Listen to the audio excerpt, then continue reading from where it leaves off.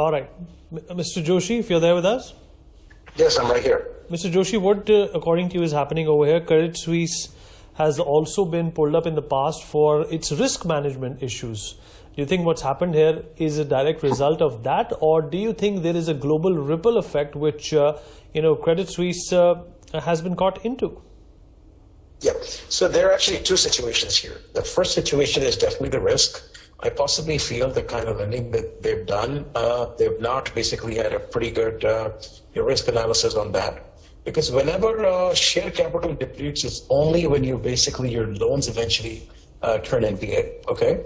So when your loans turn NPA, you're not able to recover that, possibly because there are fraudulent loans, okay? But lots of banks, they do fraudulent loans. We've seen that in the past. We all know it. And there's possibility when you try to eventually go and clean off your balance sheet, you can't do it because your bank is getting into negative net worth. That is a situation where the capital depletes and you need more capital. Okay, so this is the last situation when you go to a central bank and eventually raise money. It's like a bailout package for them.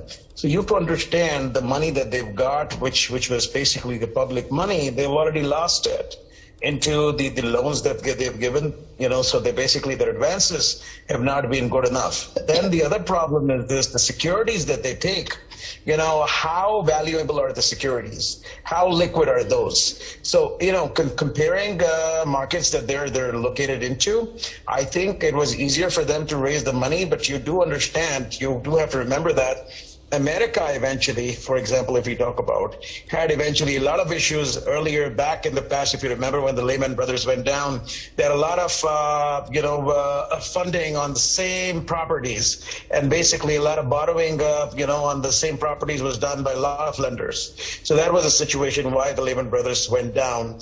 Could be a possibility that they might have a portfolio until and unless there's a due diligence done on the bank. You don't know what's the exact situation. But let me be honest.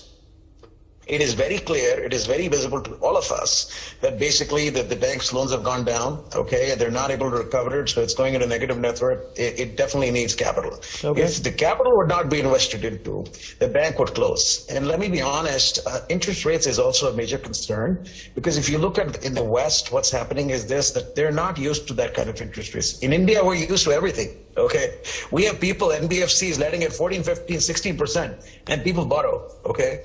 But India is a totally different subject then. And I can tell you this, it is going to eventually make an impact on India. Not too much, because I think India is still standing strong.